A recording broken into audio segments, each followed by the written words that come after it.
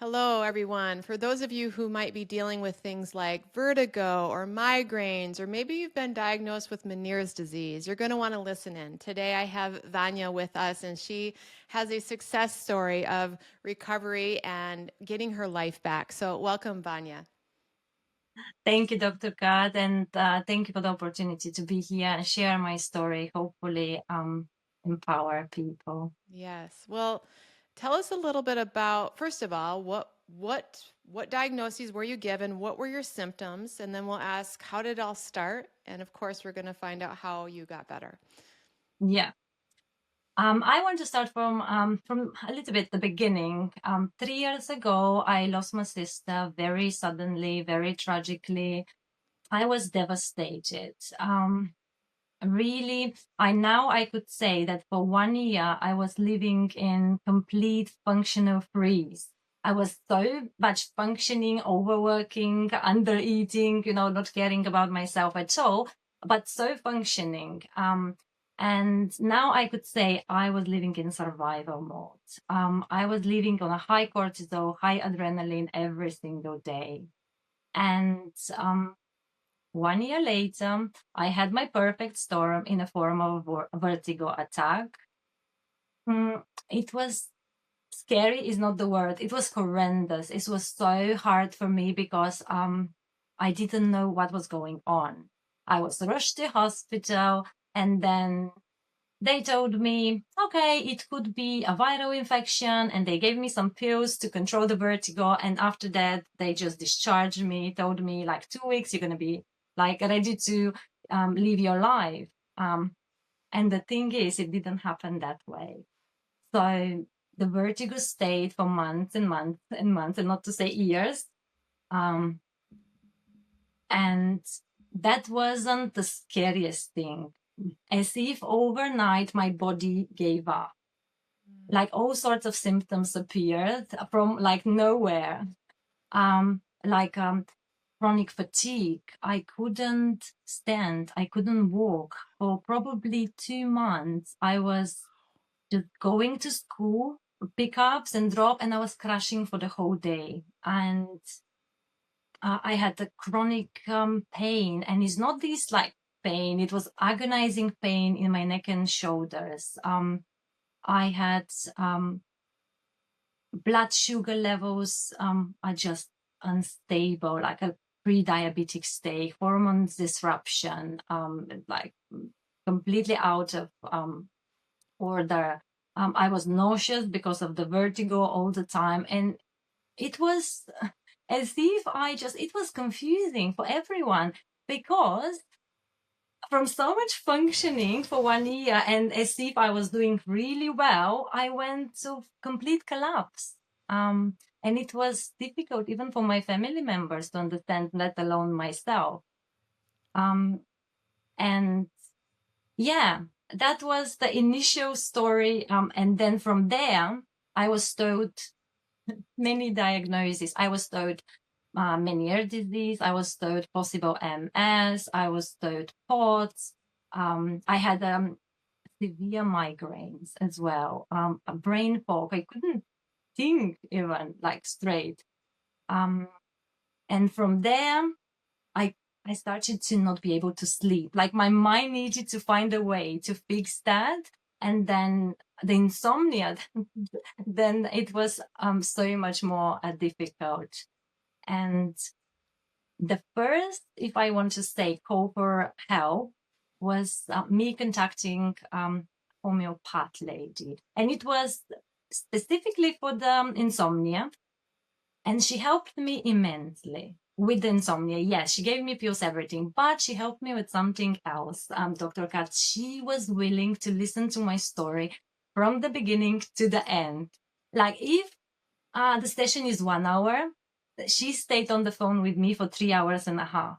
Wow. She was asking me questions. She wanted to know. I'll be like forever grateful to her just because she was willing to that. She was loving her job so much. She was willing to do that. Wow. Mm.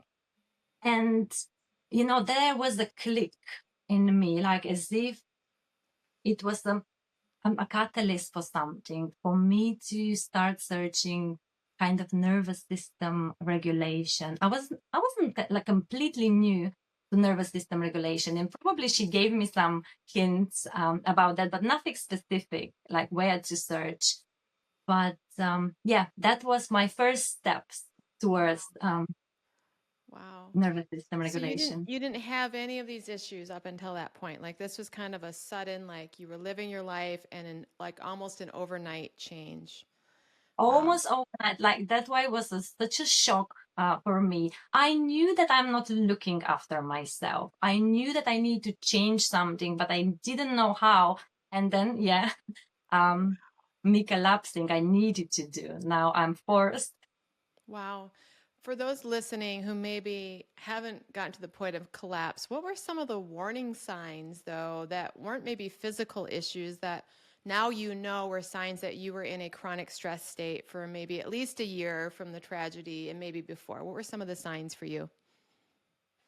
I think his everyday task becomes like a burden. Like the sentence, I can't anymore. I can't handle that. I can't handle the dishes. I can't handle the cooking. I can't handle, the homeworks of my kids. I can't handle anything. It's just this sentence stuck in my brain. Oh, Um, yes, physically, I think that the cortisol and the adrenaline, they were driving me, but mentally I was exhausted. And I will share with you, or maybe I will share now, what was after the meeting with the homeopath. I decided to delete my social media apps. wow. This was my intuition. Just it put so much pressure on myself, and all this input and all this, like, who you need to be. You need to be this kind of mom and this kind of entrepreneur, or like here in your career, and that was a magical decision, a really good decision, Dr. Akat. And I am not exaggerating. The 5 minutes before I'm deleting Instagram, I'm seeing your post Ah, and I am seeing my symptoms and I'm seeing myself and the way how I feel and the way out. And of course, I see fix it. I started Primal Trust with the intention to fix myself. And I want to say, and I gave myself 2 months. I want to tell you, Dr. Gal, and I'm laughing now, but that was it. Um, so I quickly went into your website and then I saved it and still deleted my social media apps for probably 6 to 8 months. Um, and that helped me really to calm my nervous system a little bit and to free myself up with a lot of time. I had a lot of time on my hands now. And wow. from, So to just reiterate, your one of your first steps was a boundary for yourself, a boundary of how you were expending your energy. And I love how you also said that one of the patterns was about what was it? I can't handle it, or what was the yeah, statement? I can handle I it. can't Yeah. handle it. I remember that as well as a pattern. So, you guys listening, when there's this rumination, this like can't do this, this is too much, this is too much. If you're feeling that, that is a that is a red flag that the train is going to crash if you don't do something. And I love that in the attempt to create your first boundary, which was the social media, the universe met you with a solution. And I want to point this out because I see this so much. Like it gives me chills. When we make an aligned choice for our healing, maybe we don't know what we need, but when we make that aligned choice, we are met by a force greater than us that gives us the next step. And it might feel like a really out of control surrender, like I'm just going to stop looking at all this stuff and I don't even know how I'm going to get better. That was alignment for you. And that alignment brought you, the future you, brought a solution. So I love that story. Absolutely, I do agree that when we come into alignment, people, situation, jobs, everything comes into our space. Yeah. So, okay. So you joined Primal Trust and you had all of these symptoms. Um, Give us a little bit of a history of what happened from there and how you started to improve and what was affecting your symptoms. Yes, I want just to say one thing. From the day that I saved your website, it took me 1 month to enroll. And I will tell you, I had two objections. The first of the objection was resistance, like really humongous resistance, because I couldn't allow myself to be weak, to allow myself to be guided, to somebody to hold my hand. I really didn't want to look to seem weak in front of others, and this is something that I know probably is a trauma response, but and that was one of the objections. And the other one was money. Of course, I was on a sick pay, and I really felt I would never go back to work. Really. And I chose myself, Dr. Kat, and I will tell quickly why. Probably 7 years ago, with one kind of a mentor, we did a family something Constellation? like a task, Yeah. and we put all the family members on a piece of paper, and after that we discussed. And when I did mine, she asked me, "Where are you?" I wasn't there. So I wasn't in the picture. So from this moment of 7 years ago, I always make sure I put myself in the picture. So this came to me that Vanya, this time you really need to put yourself first, because your kids need you and your family needs you. And I chose myself, and this is the best thing I have done for myself. Um, Wow. yeah. You want to know, interesting that you say that statement, I chose myself. Again, everybody listen. I've done a lot of these interviews, and there is another common theme. And inevitably, they say, I decided to put myself first. I decided to show up for myself. I decided to choose myself. Um, so that, if you're on this path, look inside. Are you choosing yourself? Sometimes we're doing these practices, but we're still not actually choosing ourselves. There's something very powerful in that self-love act. So thank you for sharing that. Yeah. Yes. And from there, once I enrolled, a big part of me is perfectionist and overachiever, and maybe not helpful sometimes, but this time was very helpful because I religiously started doing the eye exercises first, simple breath work, very simple, like 5 inhale, 5 seconds inhale, 5 seconds exhale. And that was like very simple ABC. The first like a pattern interrupt, I think. Mm. And from there, I yes, I did that for a certain time, probably let's say a 1 month into that, and it was creating calm. So I started first from creating calm before the new level regulate was released, and then regulate was released, and I started from regulate with an even not more, yeah, I could say that with a more powerful desire to explore the new level, and I found the community that was profound, like from, because creating calm I didn't involve in the community, but regulate, just I found incredible human beings that holded me with love, with compassion, with accountability. They shared resources with me because I was new to, I was a newbie, and they knew so much more, and they willingly shared with me all that they knew. And from there, I picked what I wanted, and explored further. And because it's an exploration, it's curiosity, at at the later stage. So, for those that aren't familiar with Primal Trust, what does it mean that you got involved with community? How did you find community? What did you do to find these friends? I remember that I went to one of the study groups was the grief group, because I was grieving and I needed this community. And I spoke for the first time in this study group, and the ladies were just so welcoming. So um, I haven't shared my journey with anybody, and I really needed, not in details, but just I needed to express what I feel. and they willingly listened to me. And I found that some people that gets me. I don't say my family doesn't love me. They love me immensely, but they haven't gone through what I've gone through. And they have such an empathy and they want to help me, but they don't understand me. So I found people they do, that they do. Yeah. Yeah, I think that's one of the most special things is that often when we're on this journey, we're very isolated, alone. We have all these weird symptoms.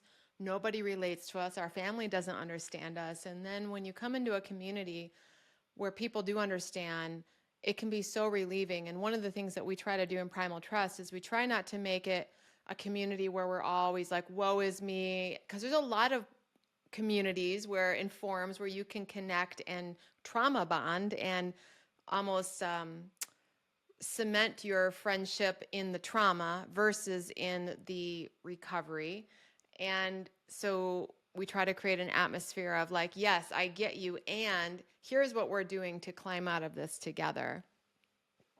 That's very important because at the beginning of Regulate, you said one sentence that was my Northern Star. You said, um, be mindful how much you share about your symptoms with others. And probably this, don't be too much in this victim mentality, all the time reinforcing it, all the time talking about it. And I took it at heart, Dr. Kat, and I really implemented it every day. And for me, it's been amazing just because I will say it, I I felt normal. I felt that I could go into the not community, but my friends, my nearest friend. I could listen to them instead of me pouring on them my problems.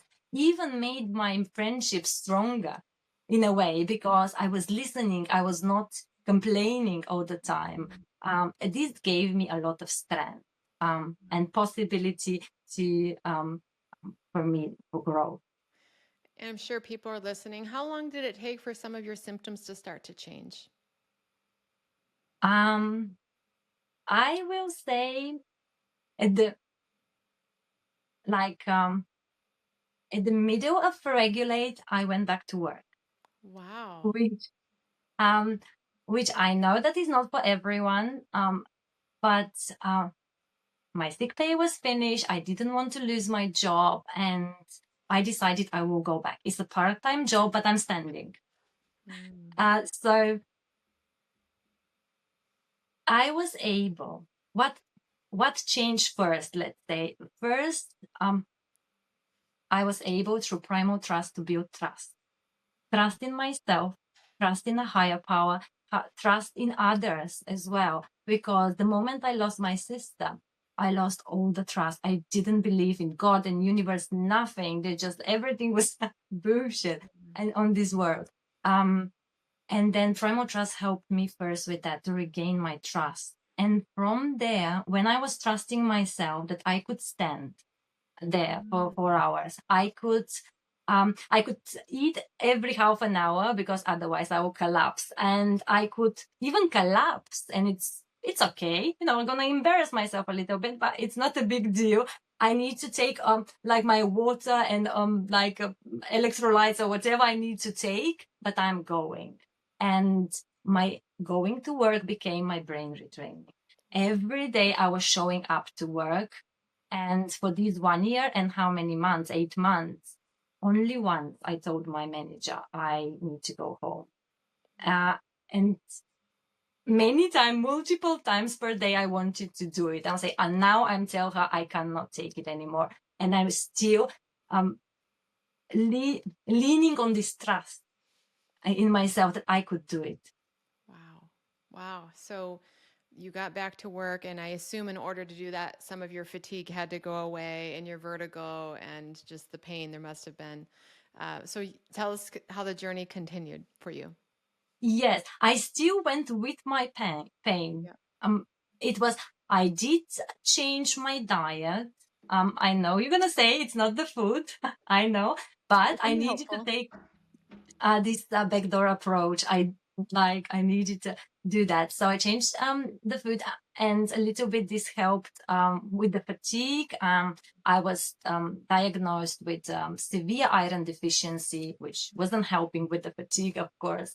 But that was dealt with somehow. So yes, I gained. I was looking after myself, resting more, and yes, from going back to work, I really don't want this journey to sound like a fairy tale. You find this course, you do that, and after 2 years you're done and dusted. It was so much more difficult. It was like a wave, like a dance between feeling like I would never recover. I would never do that. This is other people. 2 days when I'm like on top of the world, I'm thinking, okay, see, you could do that, Vanya. This week it's been fantastic. You went to work, you do all the, kids clubs, whatever I need to do. And then the other week is harder. Yeah. Um, and because life doesn't become easier because I got sick. No, so all sorts of things were thrown up at me, like from relationships, work, and other things. So yeah, from there, regulate was, don't say difficult, but the most difficult part of. And then level 2 was a bit different. Level 2 allow me to expand a little bit. I was still in my cocoon. I was still all like about myself, but still I started to look into the world. Obviously, I go to work, but as well, friendships. I started my small business, decorating flower cupcakes, and that was my creative outlet. And I don't want to say that I went like full on the business. I mean, I started with creating my logo, doing all this creative, lovely stuff that gave me this gap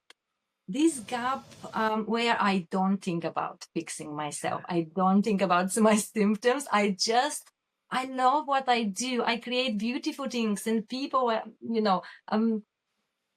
are happy to receive them.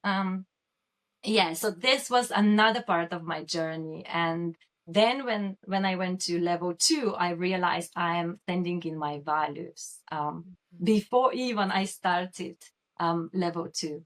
Wow. I love that you're describing the power of getting in touch with purpose. And we talk about this in our level 2 program. So, level 1, for those listening, is a toolkit of nervous system regulation. She talked about doing vagus nerve toning, brain retraining, things like that. And that's, just to help the body start to ramp down its stress response. And you were able to get back to work even just with that. Level 2 is a journey of now finding what our purpose is and finding what our values are. And I find that when people start to do just what you did, like creating your logo and getting ready, it gives your mind something different for the first time to focus on that brings life force through you, brings energy through you. And it's very healing to do that. So, yeah, continue on. Yes, absolutely. I realize now, I didn't back then, how powerful was that for me. Choosing to do one hobby to my passion, Um, and what what shall I share next? Well, Probably about, yeah. no, go ahead. Yeah, because when you are asking about the symptoms and how the Yeah. symptoms change, because I'm sure people are more curious to know about the symptoms. For me, it's not so important. I could say that 80% of my symptoms are resolved now. Yeah, people will say, why not 100%? Because it's not. It's 80%, but I was able to reverse pre-diabetic condition. I still have vertigo, especially when I choose to do difficult, but grow. I decide to do things to grow myself, but it's not the way it used to be.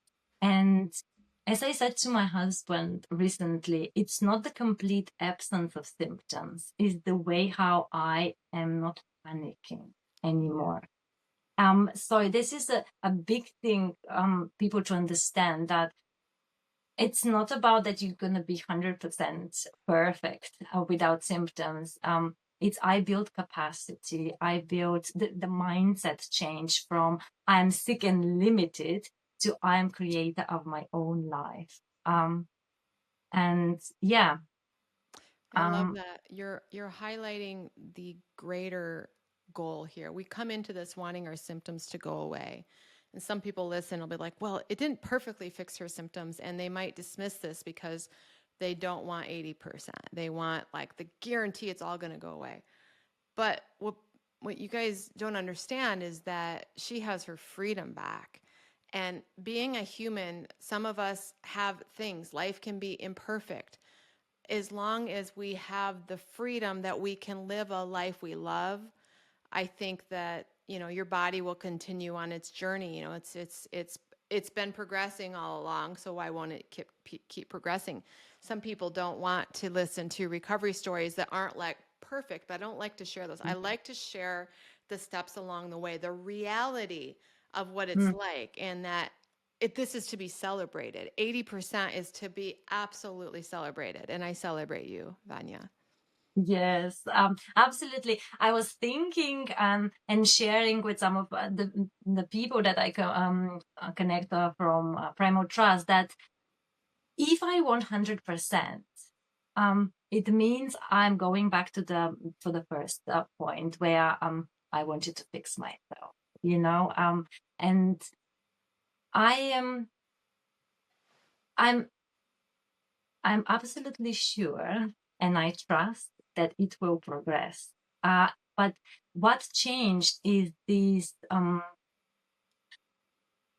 want for immediate action. Like I have all or nothing. I have all 100% or I never have anything. And now I've got the patience. Primal Trust taught me patience and the illness as a whole, Yeah. like to be patient, and it will unfold. And from Primal Trust, I learned about Gene Key, Dr. Kat, and then I got so curious, and I've got the book, and there it says like you will never be able to accelerate your awakening and hence your healing. It will come if you are aligned with yourself and you are in your authentic self and you do things authentically in life. And it just fits into my mindset and resonates with me.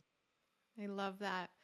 I remember when I first started this, I had a lot of criticism like, Dr. Cat doesn't believe in healing. And Dr. Cat wants you to live with your symptoms. And, this is dangerous. And, now here we are years later, people understood that there was a method behind that. I'm trying to get past the ego's grasp of 100% black and white, all or nothing, because I Mm. know what we resist persists. And when you're looking for a solution that's a cure or 100% guarantee, it's grasping. Now, we do have people that completely, fully recover, and I expect that you're going to continue to recover because you're playing the game in the way that allows you to get past the resistance. It allows you to have the true, deeper healing because these symptoms clearly are still bringing you back to you. You might not be done with your process of self healing, self embodiment. And when you know that that's really what this journey is about, you're more willing to allow these symptoms to be the messengers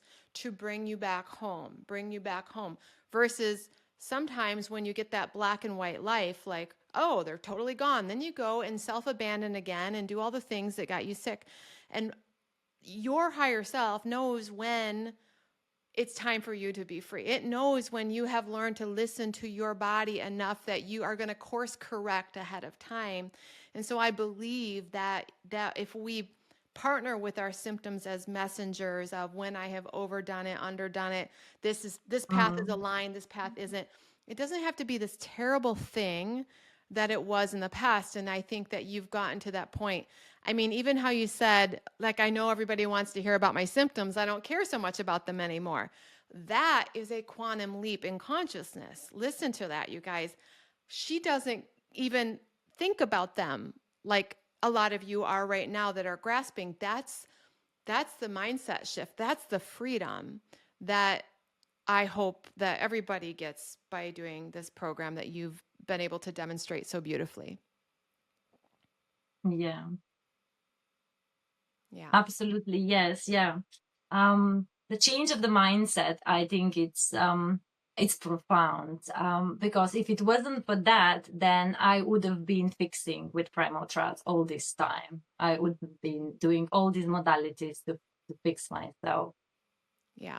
And there's no shortage of modalities and tools out there to learn from. And the problem that I see is that people are learning these tools from Instagram, but they're not getting the download that there's a mindset shift that needs to happen. It's not about these tools, it's about a whole reorientation of how you're living. And the tools are there to reorient your focus, not to get the symptom to go away.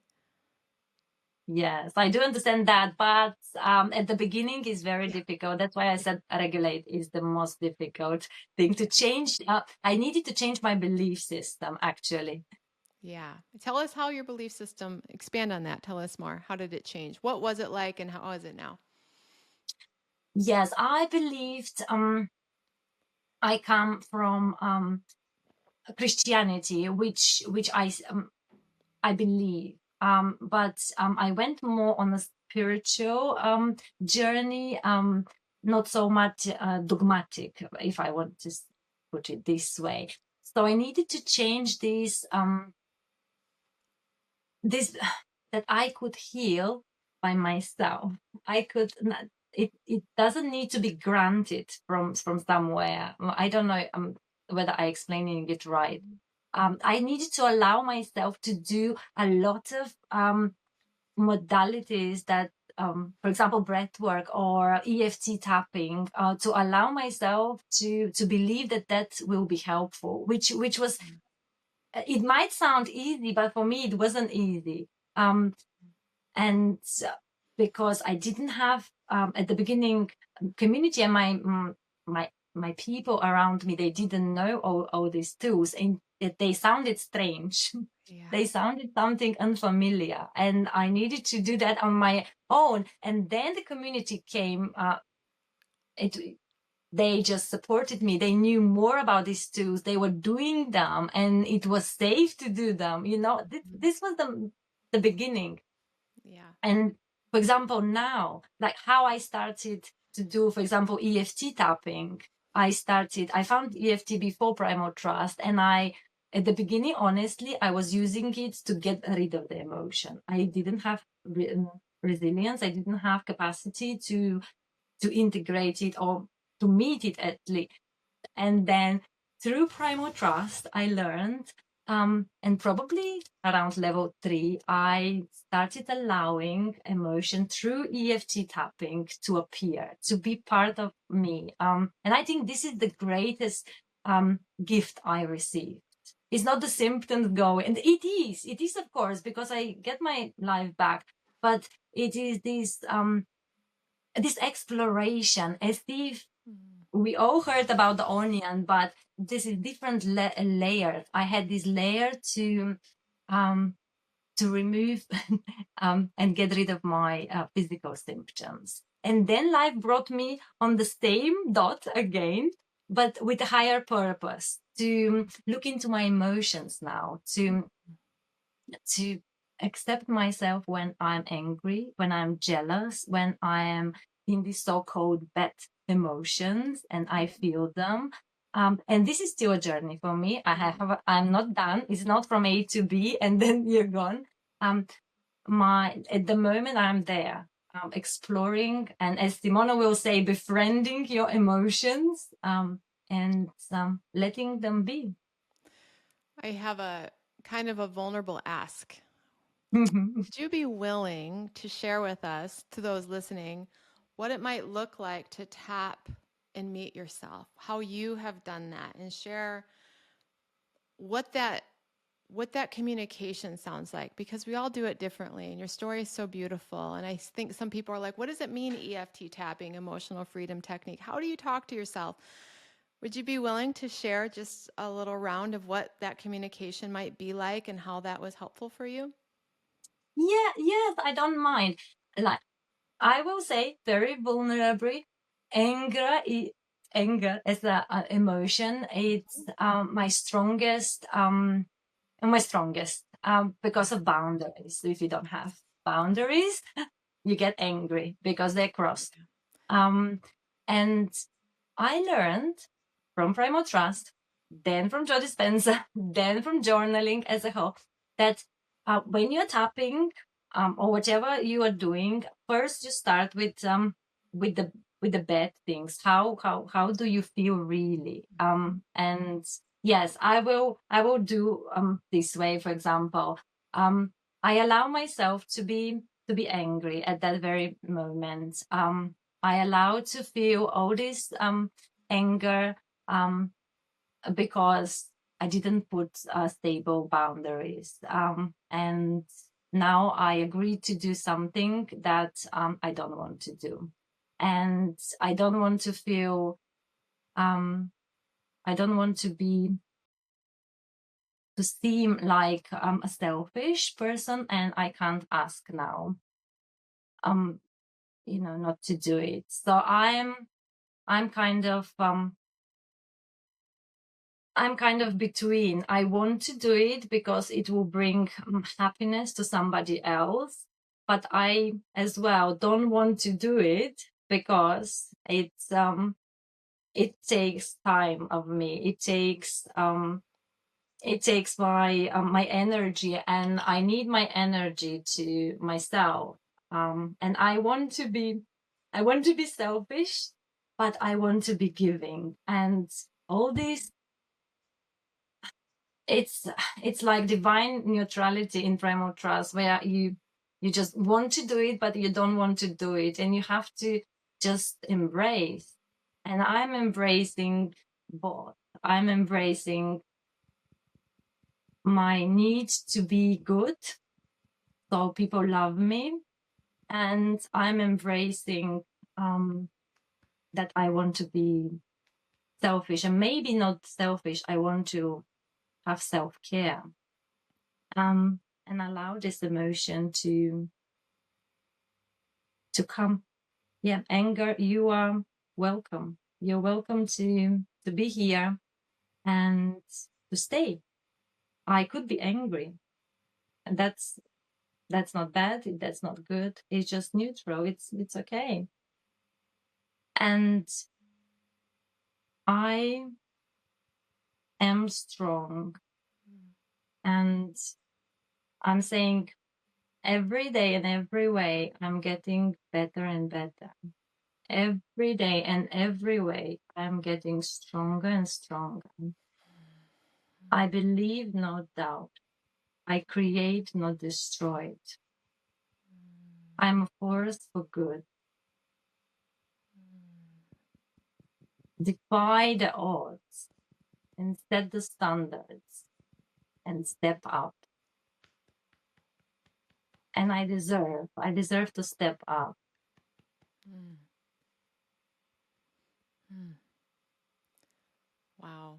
I so appreciate that. I haven't put any interview on the spot like that before, but I just had this voice that said that you've got some powerful statements and you've been through a lot. And I think that a lot of people are going to resonate with the experience of not being able to have boundaries, having anger, not knowing what to say and what it can look like. We teach each other how to come back home to ourselves. And thank you for your willingness to give that example of a tool that's been powerful for you. And I know that people will resonate with that. Yeah. Yeah. Yeah, thank you. And isn't it like from EFT tapping, sometimes the world seems softer when I do it. It seems really that it's not such a big deal what happens if it's a situation, or the emotion is not such a big deal. That's something that gets me with EFT. Yeah. And for those listening, emotional freedom technique, it's a great way to help unconscious parts of us be heard. We're tapping on points that are basically meridian points. So it lets energy move through the system while we're bringing up an emotion. So it helps energy, emotion that's stuck in the body, trauma that's stuck in the body to move through the organ system, actually the meridian system, and it's a way of getting this inner like tension to get a breath. And when that breath happens, we see life force come back. We see that these inner polarities inside of us start to meet and connect and get to know each other.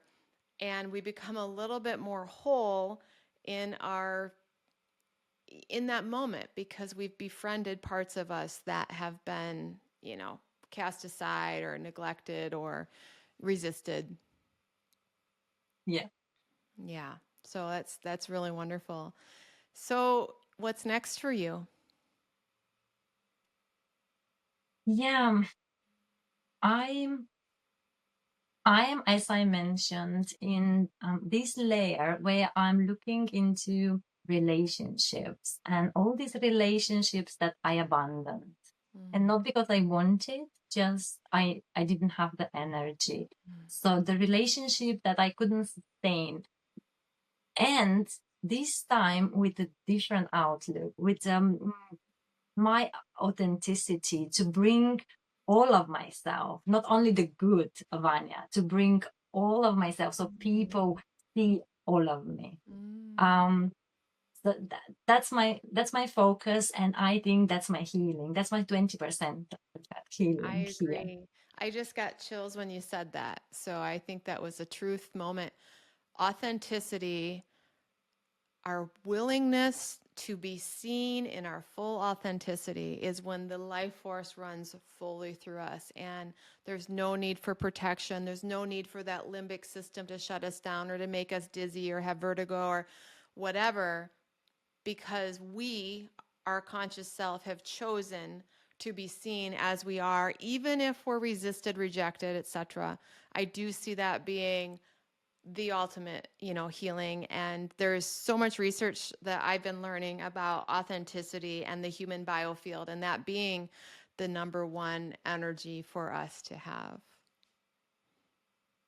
Yeah. Yeah, yeah, absolutely agree with that. And What? Go ahead. what else?